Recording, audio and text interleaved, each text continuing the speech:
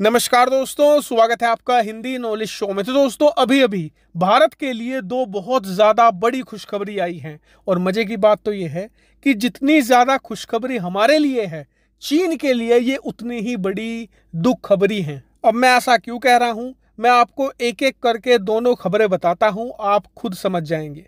तो दोस्तों, सबसे पहली खबर तो ये निकलकर सामने आई है कि फाइनेंशियल ईयर 2022 और 23 जो अभी चल रहा है, जिसकी शुरुआत 1 अप्रैल से हुई थी, तो इसका जो पहला क्वार्टर है, यानी कि पहले 3 महीने थे, अप्रैल, मई और जून, इन 3 महीनों के जीडीपी के आंकड़े जल्दी ही आने वाले हैं। लेकिन उससे पहले एक्सपेक्टेड आंकड़े निकलकर सामने आ चुके हैं, जिसमें बताया गया है कि भारत की अर्थव्यवस्था की रफ्तार शुरुआत के इन 3 महीनों में लगभग 16% रही है। स्क्रीन पर आप आर्टिकल देख सकते हैं।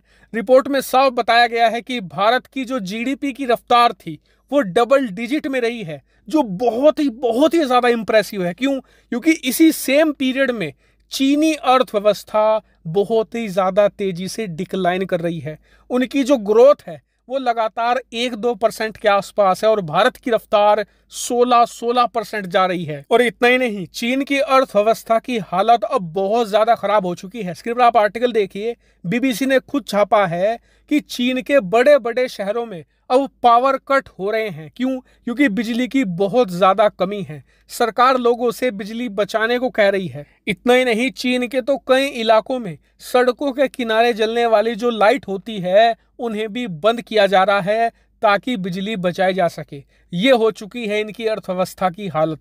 इतना ही नहीं, ये तो मैंने आपको पहली खबर बताई। अब दूसरी खबर सुनिए, जो चीन से ही आई है। दरअसल आपको याद होगा कि अब से 2 हफ्ते पहले मैंने आपको खबर दी थी कि चीनी सरकार ने भी ये मानना शुरू कर दिया है कि उनके देश में बड़ा आर्थिक संकट है और इसीलिए चीनी सरकार ने इंटरेस्ट रेट में कटौती कर दी थी, जिससे कि जो अर्थव्यवस्था की गिरने की रफ्तार है वो थोड़ी स्लो हो जाए।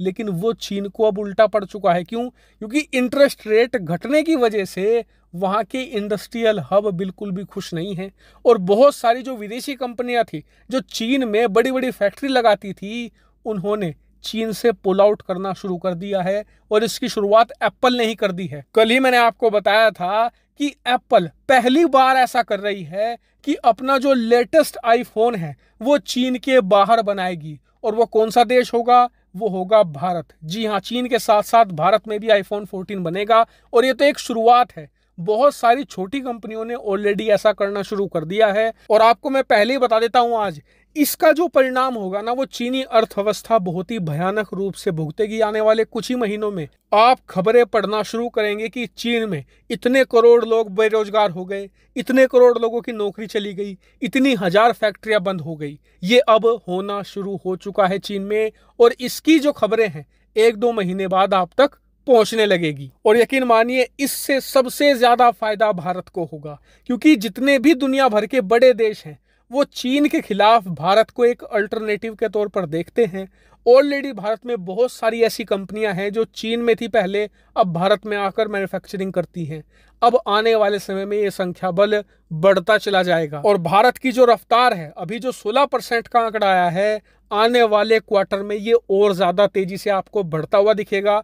और आने वाले 2 से लेकर 3 साल आप खुद देखेंगे कि भारतीय अर्थव्यवस्था का गोल्डन रन माना जाएगा ये। हालांकि भारत को अब एक चीज पर बहुत ज्यादा फोकस करना होगा, वरना ये हमें दीमक की तरह चाट जाएगा।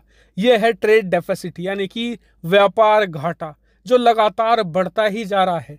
इस पर लगाम लगाना बेहद ज्यादा जरूरी है, वरना ये हमारी सारी मेहनत पर पानी फेर देगा। हालांकि फिलहाल इस वीडियो में इतना ही। Thank you very much for watching video.